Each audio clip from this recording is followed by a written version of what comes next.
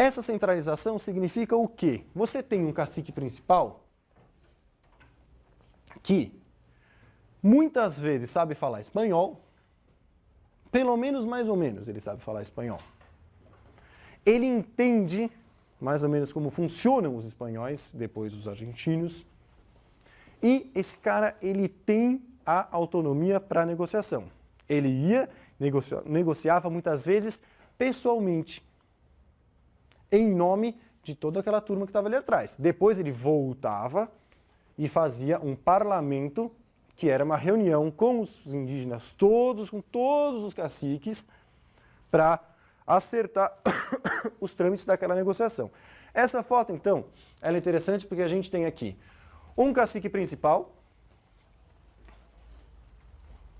com uma roupa de luxo do exército argentino, caciques intermediários, caciques a cavalo, aqui atrás, capitanejos, que eram os jovens caciques mais novos, que comandavam um grupo de lanceiros ou de lanças, que são os índios comuns, que eram os soldados dessa história aqui toda. Além disso tudo, a gente tinha a chusma, que é um termo bastante pejorativo, criado pelos espanhóis, que hoje em dia ainda é utilizado de uma forma pejorativa, mas nesse momento aqui significam mulheres, crianças, idosos, todos aqueles que não podiam lutar. Esse povo todo, então, passa a viver aí com alguma pirâmide social que não existia antes e que vai passar a existir justamente por conta desse convívio com os espanhóis. Bom, em 1833, Rosas, dispensa apresentações, né? Rosas vai fazer uma muito grande campanha de ocupação do deserto. Deserto é esse termo, há toda uma discussão também muito interessante na historiografia do uso do termo deserto, né? Não era um deserto, nem um deserto geográfico, nem um deserto populacional. Mas os argentinos usam esse termo, deserto. Então, a conquista do deserto, a expansão do deserto, as guerras do deserto, tudo isso, obviamente, também tem um significado. A conquista do deserto, se não tem ninguém morando, se é deserto, você faz o que você bem entender ali no deserto. Essa é a ideia principal, né? Muito bem, em 1833, o Rosas vai fazer uma primeira campanha do deserto. Nessa campanha do deserto, o que vai acontecer? Mais de 1.000 indígenas são mortos numa expansão capitaneada pela província de Buenos Aires e em que vai se ocupar justamente territórios que virão depois a ser da província de Buenos Aires. É uma expedição militar paga pelos pecuaristas, coordenada e comandada pelo governador da província, mas com pouquíssimos recursos, até porque a província tinha pouquíssimos recursos, com muito mais recursos particulares dos próprios pecuaristas. Eles vão, pegam seus soldados, armam os seus soldados e vão atacar os índios. De forma coordenada, ocupam aquele território, que é este território.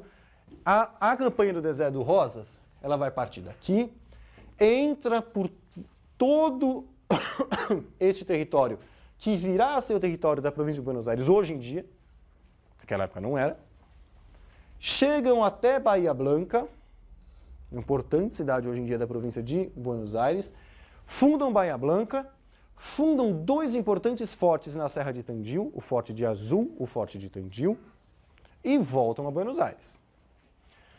Acreditando que, depois de exterminar aqueles índios que lá moravam, eles tinham liberado esse terreno todo. Foram embora, os índios voltaram. Ficaram Bahia Blanca, Azul e Tandil, os três fortes. Três fortes que vão ser muito importantes. A gente precisa entender que história é essa de fortes. Isso aqui é um forte. Não é aquele forte que você tem na sua cabeça do forte lá, grandão, do Rio de Janeiro, lá de Salvador, de Recife. Não é. Como você pode perceber, isso não é uma estrutura mais resistente do mundo. Mas essa estrutura é muito importante. Por quê? Porque a gente tem os fortes. Um forte mesmo era um pouquinho maior que isso aqui, tinha 3 casinhas a mais. Mas a lógica é a mesma. Não tem aquela muralha enorme, aquela coisa de forte do Brasil colonial. Tá? O forte e o fortim, que é esse forte em menor escala, eles são importantes por quê? Porque é justamente o sinal da ocupação daquele território. É no forte e no fortim, se ele não for destruído, se ele não for abandonado, que estará lá a bandeira argentina. É para lá que os índios vão se dirigir para negociar com os crioulos. E esses fortes, eles tinham também, obviamente, como sugere o nome, uma função de segurança.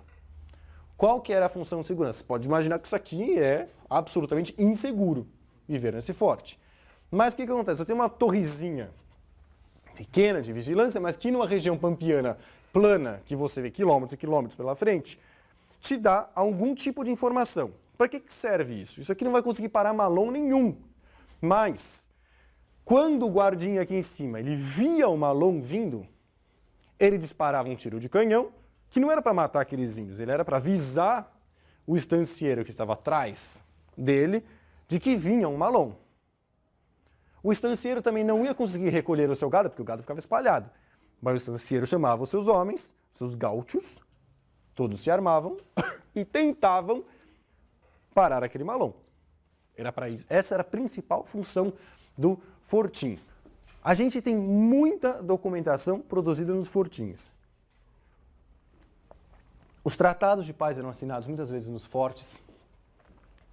As negociações cotidianas aconteciam entre os comandantes dessas comandâncias militares. Esses caras que eram comandante desse fortim, ele é que negociava com os índios ao seu redor e os índios conheciam ele. Então o que acontecia? Os caciques não estavam eternamente em conflito com os crioulos. Tinha momentos de maior aproximação, de menor aproximação. Alguns caciques que mantinham relações mais pacíficas. E aí o que acontece? A gente começa a ter uma série de tratados que vão acontecer por aqui. Esses tratados eles já vêm do período colonial, eles vão ficando maiores, mais complexos nas relações entre crioulos e indígenas. E esses tratados eles são interessantes para a gente porque eles vão colocar no papel, ou seja, na lógica ocidental, uma negociação que acontecia na forma oral, que é a lógica indígena. Isso dava uma série de problemas. Por quê? Você pode imagine a seguinte situação. Os indígenas próximos a esse fortinho aqui estão, por alguma razão qualquer, passando necessidades. Deu uma seca, morreu o seu próprio gado, algum outro grupo indígena invadiu, sei lá o que aconteceu. Eles vão até o fortim e negociam um tratado. Olha só como era o tratado. Era assim, olha, a gente não invade os pecuaristas que estão aí atrás de vocês e vocês nos dão gado. A gente não invade e vocês dão. Aí eles negociavam. 100 cabeças de gado equino, 300 vacas, um tanto de tabaco, um tanto de aguardente, um pouco de papel. E assim estava resolvido.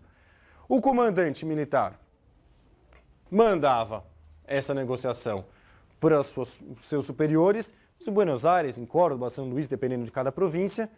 Havia ali uma autorização ou não, sempre, obviamente, queria diminuir, então, em vez de 100 cavalos, oferece 60, e ficava essa tensãozinha, e depois o cacique voltava para os seus para fechar esse combinado.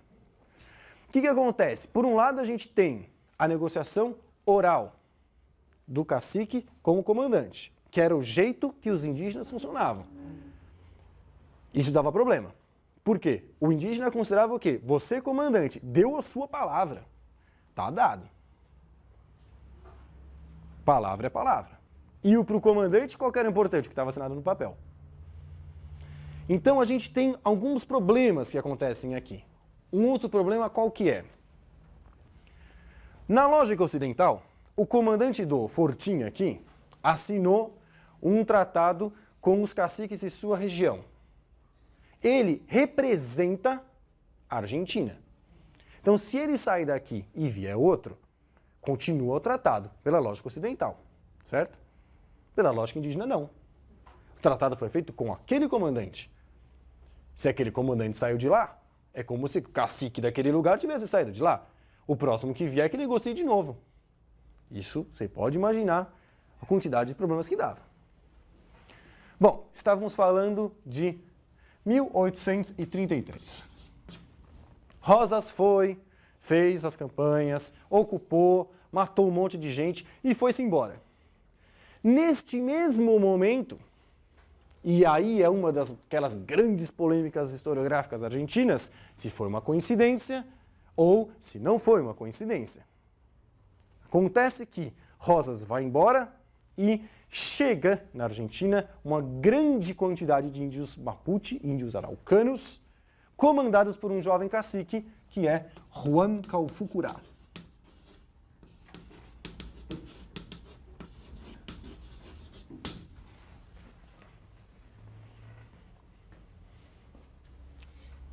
Não se sabe, e é melhor a gente nem entrar nessa polêmica, por que é diabos que os araucanos do Calfucurá vão chegar logo depois que Rosas vai embora. Não se sabe se eles sabiam no Chile o que estava acontecendo e eles perceberam a oportunidade, ou se o Rosas avisou uns caciques chilenos, fez um tratado prévio e falou para esses caras virem ocupar o espaço, ou se foi uma sorte tremenda deles. Não tem como a gente saber uma coisa dessa. O que é importante? Vem Juan Calfucurá e uma quantidade considerável, algumas centenas de araucanos. Eles chegam à região mais importante dos Pampas, que está aqui naquele nosso mapa. Salinas Grandes, essa grande mancha aqui. Salinas Grandes são salinas que existem até hoje, minas de sal. Por que mina de sal é importante nessa região do sul da Argentina?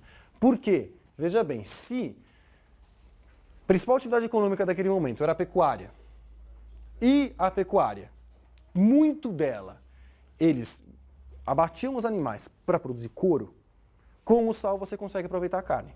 Porque senão eles simplesmente largavam as carcaças lá, porque o importante era o couro, porque você não consegue exportar a carne nesse momento. Com o sal você consegue pelo menos aproveitar um pouco da carne. Então, as Salinas Grandes eram muito importantes economicamente para a Argentina. Só que elas estavam nas mãos dos indígenas. Então, o cacique que conseguia ocupar as Salinas Grandes, ele tinha um poder em suas mãos muito grande. Os governos argentinos tinham que negociar com o cacique que dominava as Salinas Grandes. Porque se ele resolvesse fechar o comércio de sal, virava um problema econômico para a Argentina. Tinha que haver essa negociação. E Calfucurá vai ocupar as Salinas Grandes e Calfucurá se tornará o grande senhor desse grande cacicado, desta confederação que vai ser conhecida como a Confederação de Salinas Grandes. Os indígenas mais importantes para a gente nesse momento aqui. O outro grupo muito importante está aqui nesse pontilhado. Esses índios, eles são os índios Ranqueles.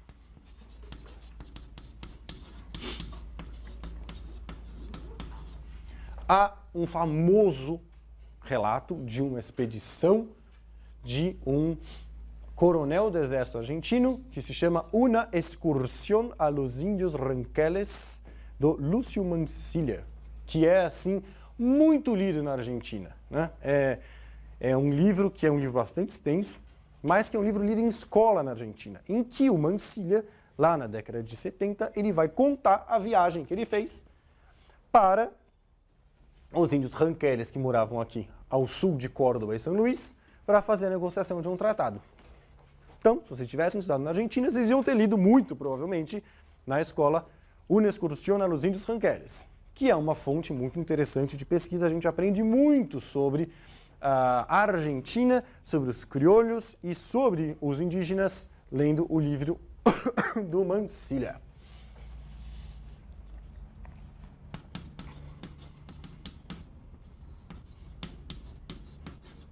Esses índios, os índios ranqueles, eles eram ainda mais miscigenados que os outros, porque eles vão ocupar uma região que era muito pouco ocupada nesse momento. Então a gente tem a Confederação de Salinas Grandes, comandada por índios que vieram do Chile, araucanos, Mapuche, que convivem com os, com os Tehuelche, convivem e vivem e se miscigenam com os Pampas, Tehuelche, todo mundo aqui na Confederação Salinas Grandes. Na Confederação de Leuvucó, que é a Confederação dos Ranqueles, a gente tem uma outra situação.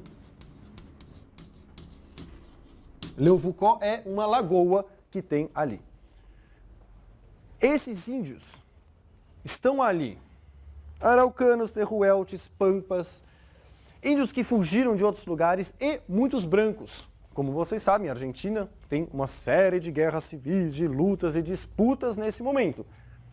Muita gente se exilou entre os indígenas, fugindo de homens como Rosas, fugindo de seus adversários políticos. A única salvação, muitas vezes, era ir morar com os índios. Esses homens, muitos deles foram recebidos e passaram a viver aqui com os ranqueles. Isso vai ser importante para a gente depois entender a atuação dos ranqueles mais para frente. Bom, duas confederações então importam para a gente, Salinas Grandes e Leuvucó. A gente tem que entender ainda uma coisinha antes de entrar propriamente aí na parte mais sangrenta da aula. Esta linha escura é a chamada linha de fronteira.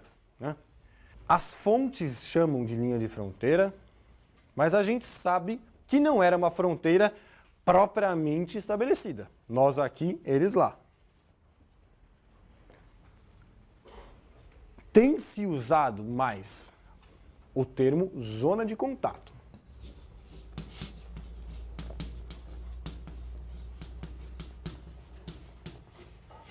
Zona de contato é um termo que vai ser cunhado pela Mary Louise Pratt.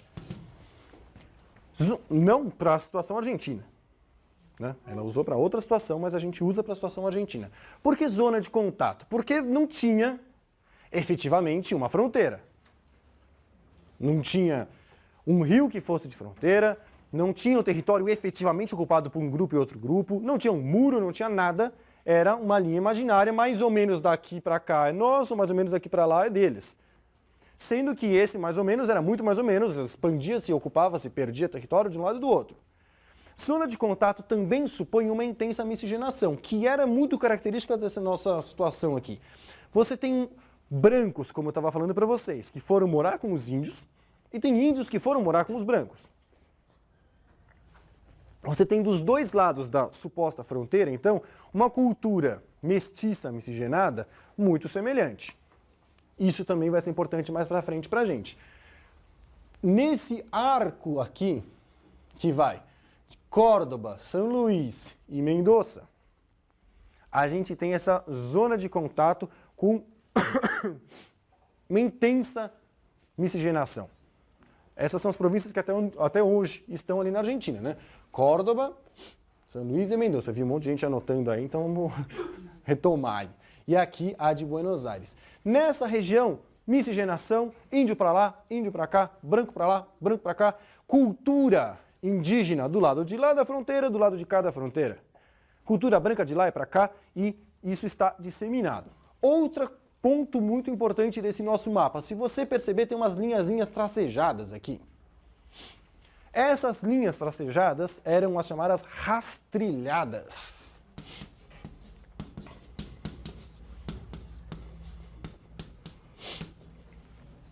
O que são as rastrilhadas? São os caminhos. Imagine, você tem um pampa, se você parar no pampa, olhar para todos os lados, é um campo verde para todos os lados. Você não tem referências naturais nenhuma. Então, com os séculos, esses índios eles foram fazendo, repetindo e repetindo o mesmo caminho, isso cavou naturalmente pela passagem das pessoas e dos animais sulcos que em alguns lugares da Argentina até hoje dá para ver. Afundou o terreno ali pela passagem. Essas eram as rastrilhadas. As rastrilhadas, elas passam pelos principais grupos indígenas, passam necessariamente pelas lagoas e levam o quê? Das áreas produtoras de gado para as áreas consumidoras de gado. Então, as rastrilhadas elas eram muito famosas. Quem controlava a rastrilhada comandava, quem é que passava ou não passava lá.